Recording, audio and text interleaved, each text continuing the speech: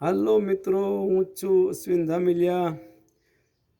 2 દિવસ પહેલાં મેં મારા ફેસબુક ઉપર એક પોસ્ટ શેર કરી હતી, જેમાં મેં લખ્યું હતું કે સાવરકુંડલાની અંદર છેલ્લા 20-25 વર્ષની અંદર કયા ધારાસભ્ય બેસ્ટ, જે વર્તમાન છે એ પૂર્વ છે એમાંથી કયા ધારાસભ્ય બેસ્ટ। તો ઘણા લોકોને એમાં કોમેન્ટ આવી। કોમેન્ટના આધાર ઉપર આજે હું વિડીયો બનાવું છું। તો ઘણા લોકોએ એવું બી કીધું કે જૂના જમાનામાં લલુભા શેઠ એ પણ ધારાસભ્ય બહુ સારા હતા। તો હું લોકોને કહું છું કે ભાઈ લલુભાઈ શેઠ તો બેસ્ટ ધારાસભ્ય હતા, અને અહીંયા સાવરકુંડલાની અંદર એની હોસ્પિટલ પણ એના નામની ચાલે છે, એટલે એ એકદમ ફ્રીમાં ચાલે છે।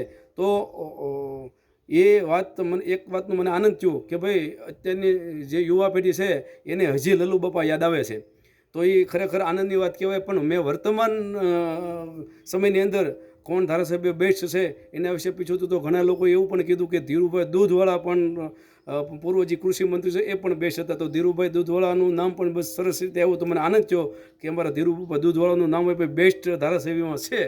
તો અત્યારે વર્તમાન ધારાસભ્યમાં મેં 3 ધારાસભ્યના નામ એની અંદર લખ્યા હતા, જેમાં પૂર્વ ધારાસભ્ય પ્રતાપભાઈ દુધાત, કાળુભાઈ વિરાણી પૂર્વ ધારાસભ્ય, અને વર્તમાન ધારાસભ્ય મહેશભાઈ કચ્છવાલા। તો 85% લોકોએ પ્રતાપભાઈ દુધાતનું નામ આપ્યું કે પ્રતાપભાઈ દુધાત વર્તમાન ધારાસભ્ય તરીકે બેસ્ટ છે। પ્રતાપભાઈ દુધાત એની પછીનું નામ આવ્યું જે કાળુ બાપા વિરાણીનું નામ આવ્યું, અને વર્તમાન ધારાસભ્ય જે છે એનું નામ તો 10%માં બી નથી, 10%માં પણ નથી। સાવરકુંડલાના જે વર્તમાન ધારાસભ્ય એનું નામ 10%માં પણ નથી। તો 85થી 87% લોકોએ પૂર્વ ધારાસભ્ય પ્રતાપભાઈ દુધાતને પસંદ કર્યા છે। તો આવનારા સમયની અંદર એટલે કે 2027માં જ્યારે વિધાનસભાની ચૂંટણી આવશે, તો મને સાવરકુંડલા અને લીલિયાની જનતા ઉપર ભરોસો હતો કે આવનારી ચૂંટણીમાં પ્રતાપભાઈ દુધાત એકવાર ફરીદાન સાવરકુંડલાના ધારાસભ્ય બને છે।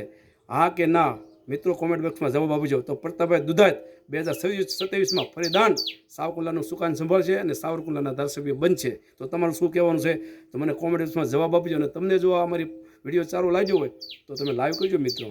પ્રતાપભાઈ દુધાત બેસ્ટ।